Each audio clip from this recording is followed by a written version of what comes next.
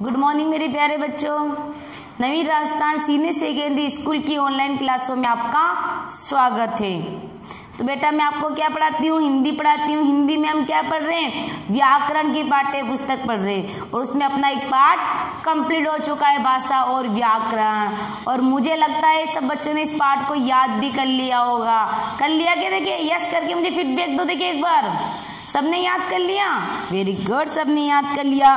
तो बताओ मैंने आपको HW में एक क्वेश्चन दिया था आपको, भाई निम्नलिखित वाक्यों को सही रूप में लिखने वाला दिया था ना। पहला था गाजर खिला दो काट कर खरगोश को। क्या लिखा इसका आपने? ऐसे लिखना, खरगोश को गाजर काट कर खिला दो। आंसर मैच करो। बहुत है गर्मी आज, बहुत है गर्मी आज। तो आप क्या लिखोगे? आज बहुत गर्मी है। आपने लिखा ना, उसको मैच कर लो एक बार। लगता है सबकी सही है, हो सकता है किसी गलत हो तो वो आपको सुधार कार्य कर लेना उसमें। मैं आगरा जाऊंगा ही आज, ऐसा वाक्य ना। आप क्या लिखोगे? मैं आज आगरा जाऊंगा। हिंदी हमारी है भाषा। आप क्या लिखोगे? हिंदी हमारी भाषा है। सबने कर लिया सुधार कार्य बेटा? अब देखो आज पाठ चलेगा आपका वर्ण विचार। पाठ का नाम क्या आपका?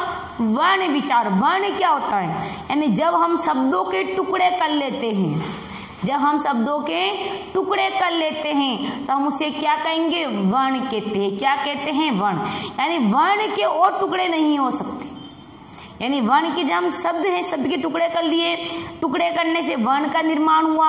यानी वर्ण के हम इससे अधिक टुकड़े हम नहीं कर सकते। वर्ण के एक छोटी सी इकाई है। तो पाठ समझाने से पहले आप एक बार इसकी परिभाषा नोट कर लीजिए, ताकि मैं आपको पाठ समझाने में आपको दिक्कत नहीं आए।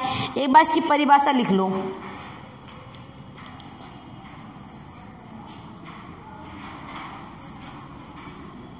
वर्ण भाषा की सबसे छोटी इकाई है। इसको आप शुरू से याद करते आए हो, है ना। अब मैं इसकी थोड़ी परिभाषा चेंज करके लिखूंगी। नहीं, हम जो कुछ भी बोलते हैं उन ध्वनियों को लिखने के लिए कुछ चिन्ह निश्चित किए जाते हैं। ये चिन्ह ही क्या कहलाते हैं? वर्ण कहलाते हैं। लिखो, हम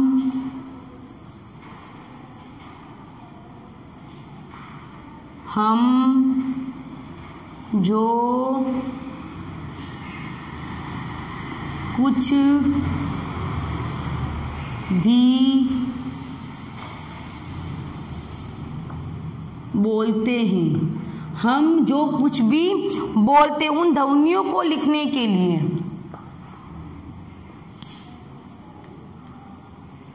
उन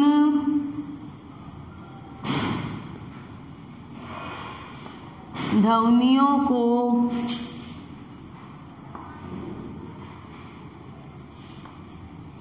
लिखने के लिए, उन ध्वनियों को लिखने के लिए, उन ध्वनियों को लिखने के लिए कुछ चिन्ह निश्चित किए जाते हैं।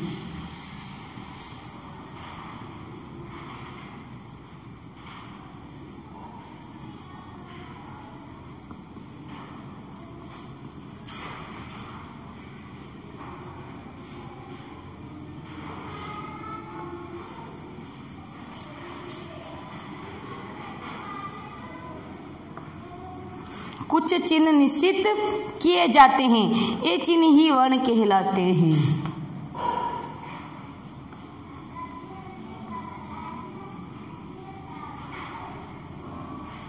ये चिन्ह ही वर्ण कहलाते हैं। वर्ण कहलाते हैं। जैसे कट परव, अ क ट र व आदि।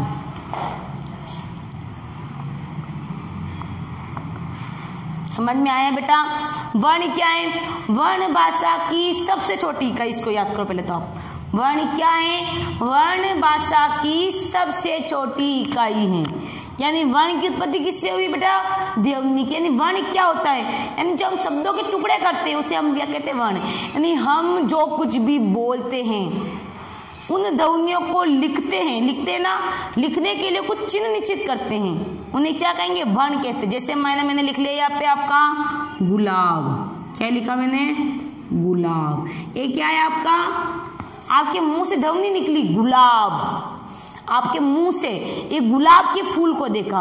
आपने किसको देखा बेटा? एक गुलाब के फूल को देखा। मान लो ये फूल है आपका गुलाब का,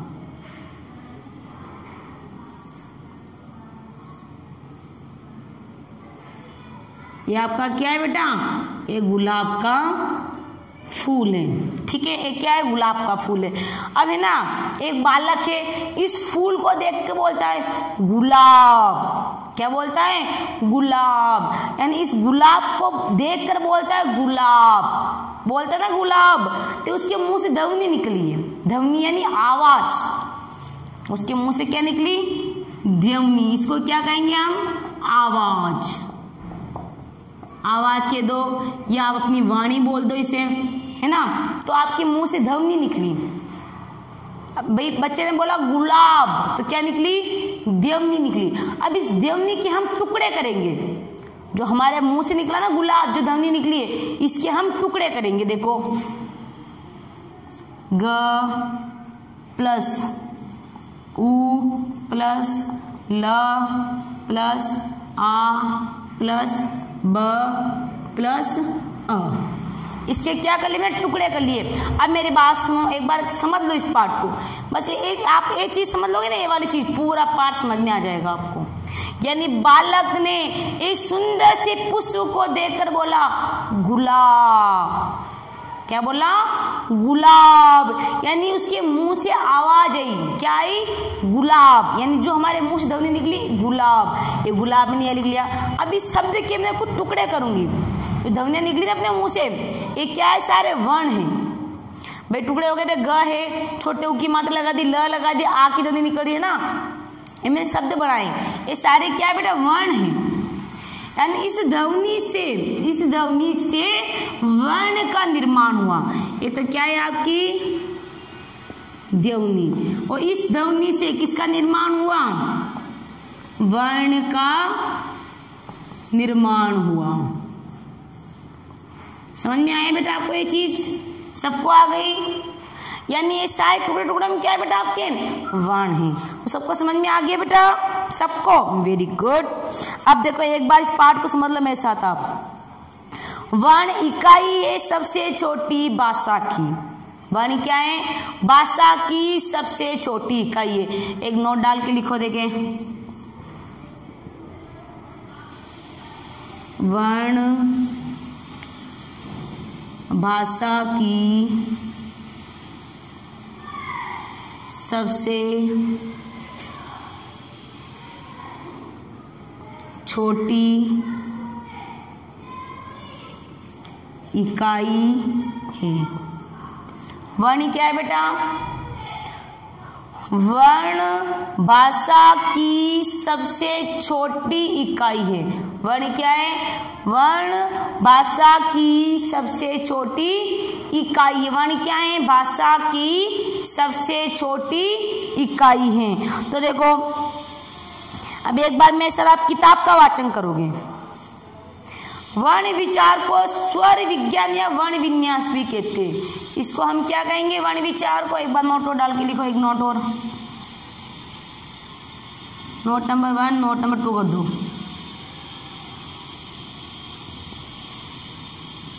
वर्ण विचार को क्या कहेंगे हम? स्वर विज्ञान या वर्ण विन्यास। स्वर विज्ञान या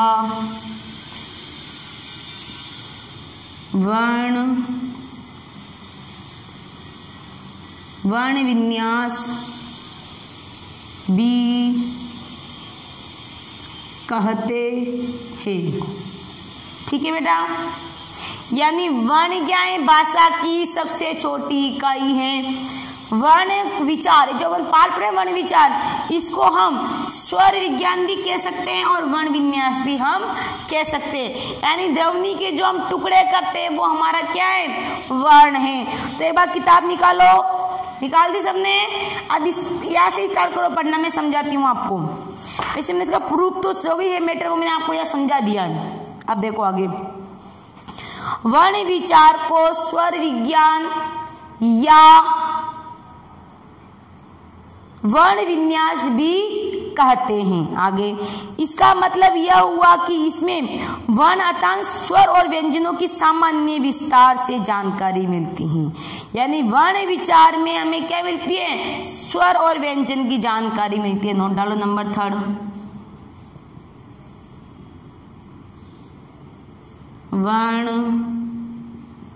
वर्ण विचार से हमें स्वर व व्यंजन की सामान्य जानकारी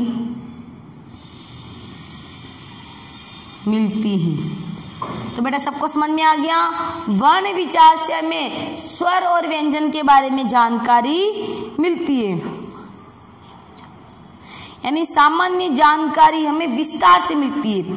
वर्ण विचार से हमें स्वर और व्यंजन की सामान्य जानकारी, यानी लिखो पूरी मिलेगी, इसके अंदर हमें विस्तार से मिलती है।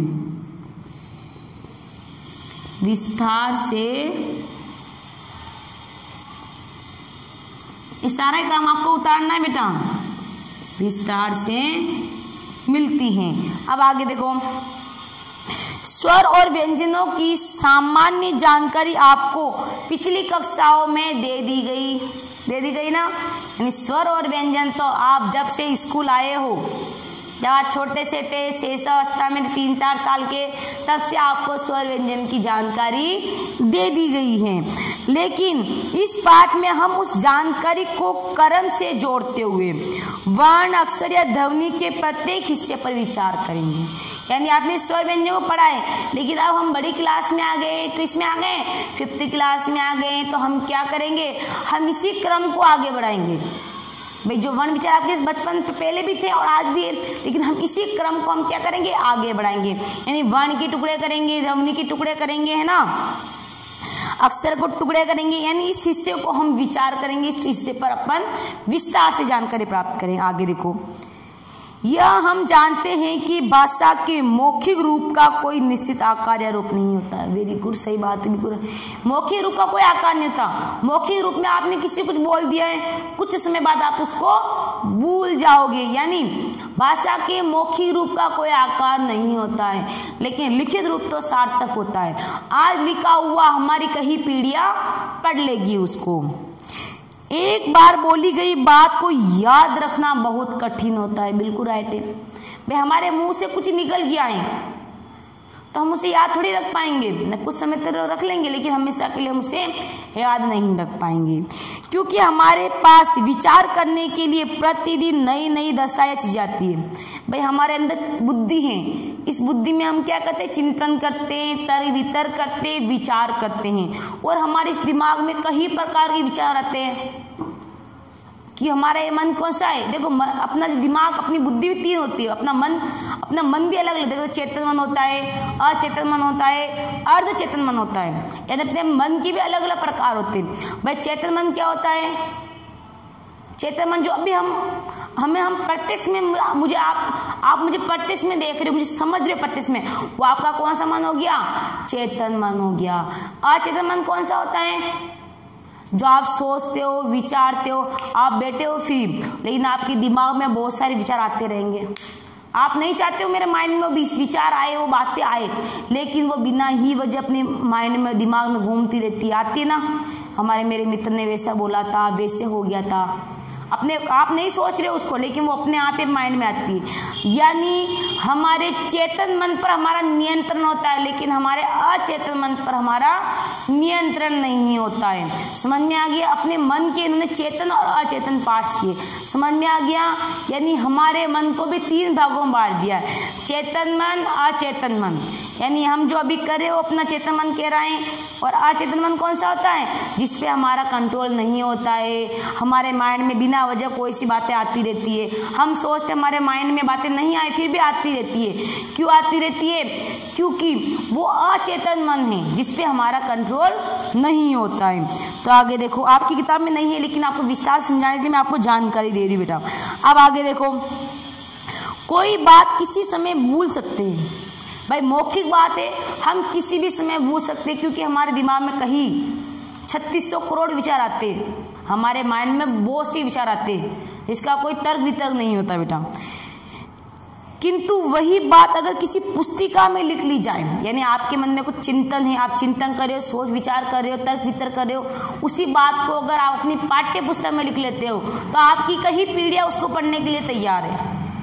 भाई लिखित बात सत्य होती हैं, यानी उसको कई पीढ़ियों द्वारा पढ़ा जा सकता है, आवश्यकता के समय उसको तुरंत पढ़ा जा सकता है। यही बात पुस्तकों के बारे में भी है। समय समय पर महापुरुषों द्वारा लिखी गई जानकारी ज्ञानवर्धक पुस्तकों की भाषा का लिखित रूप है नहीं है? यानी हमने विवेकानंद के बारे में पढ़ा, महात्मा गांधी के बारे में पढ़ा, अगर वो मौखिक रूप में अगर कोई बातें होती, यानी वो तो मर चुकी, कोई है नहीं, लेकिन आज भी हम उनके बारे में पढ़ते हैं। क्यों पढ़ते हैं आज भी हम उनके बारे में? क्योंकि उनकी जीवन की कहानियां, उनकी आत्मकथाएं कौन से रूप में बेटा? लिखित रूप में है, जो हम आज भी हम उस कहानियों को, उन बातों को पढ़ते हैं, और हमारे आने वाली पीढ़ी भी उनको पढ़ेगी। आगे अब आप समझ गए होंगे कि मौखिक भाषा को वर्ण ही लिखित या हस्तश्री देता है। मौखिक भाषा क्या देता है? मौखिक भाषा से ही लिखित रूप बनता है। अगर मौखिक भाषा ही नहीं होगी तो लिखित रूप तैयार नहीं होगा। यानी जब लिखित, कुछ लिखने के लिए अपनी ध्वनि को मौखिक रूप चाहिए, यानी जब हम बोलेंगे तभी हम लिख पाएंगे।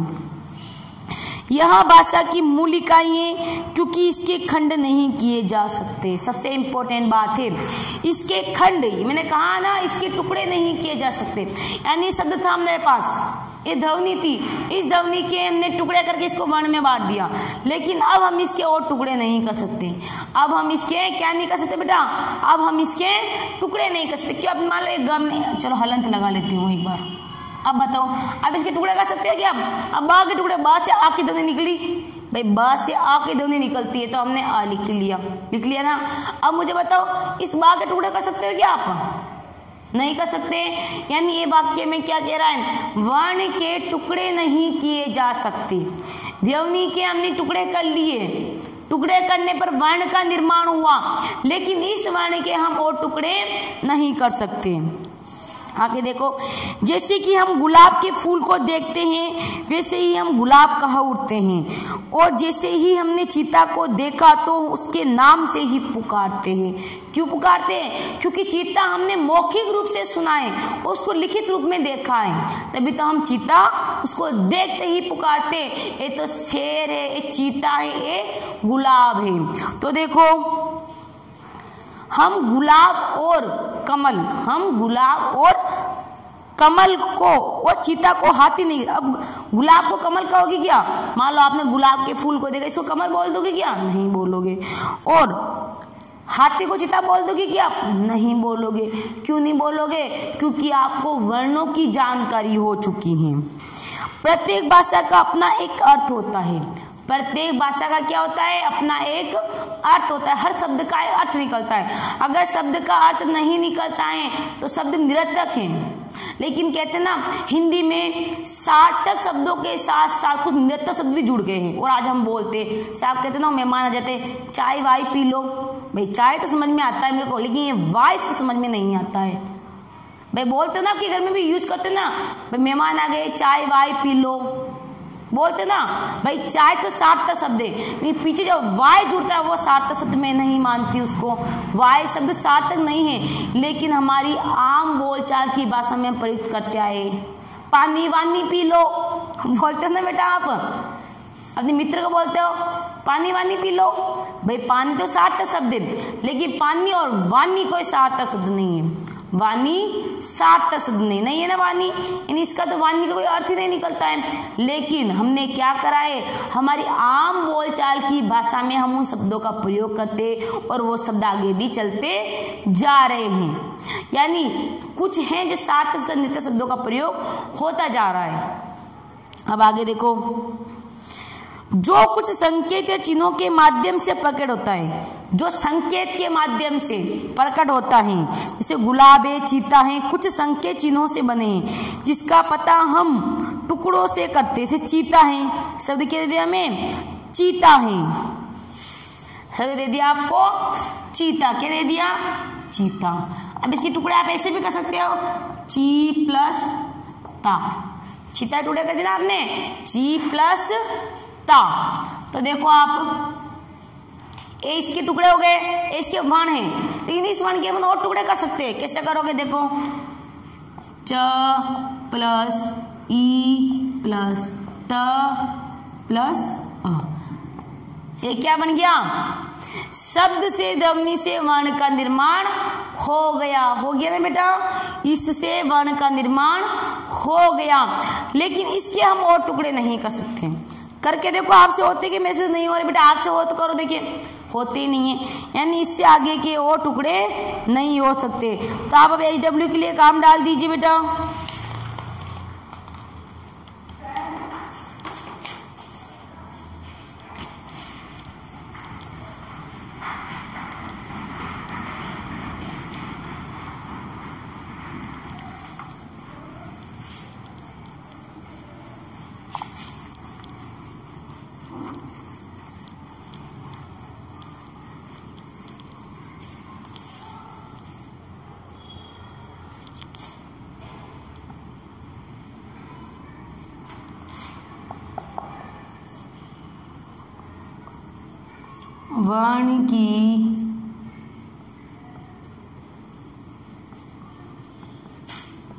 वर्ण की परिभाषा लिखो। अब आपको क्या करना है, इसको देखकर नहीं करना है। आपने इस परिभाषा को कंठस्थ याद कर लिया है, तो आपको देखकर नहीं करना है। एक पेज सुलेख करो। अब देखो आपको क्या करना है, अपनी नोटबुक का, अपनी किताबें पाठ 2 चला वर्ण विचार या से लेकर या तक आए कहीं तक आए, अपनी अपनी नोटबुक, अपनी जो कॉपी में कार्य है उस कॉपी का एक पेज भर के आपको सुंदर सा सुलेख करना है। इससे क्या होगा, व्याकरण के अंदर हमने शब्दों को शुद्ध लिखना सीखा है ना बेटा, इससे आप क्या करोगे, शब्दों को शुद्ध लिखना सीखोगे, अच्छी अच्छी राइटिंग में काम करोगे ना, सुंदर सी लेखनी में काम करोगे ना बेटा। यस करो, देखिए एक बार, वेरी गुड। तो आपको मैंने HW कार्य समझा दिया, आपको कैसे करना है बेटा, सबको समझ में आ गया सबको। इसी के साथ आज मेरी क्लास समाप्त होती है। धन्यवाद।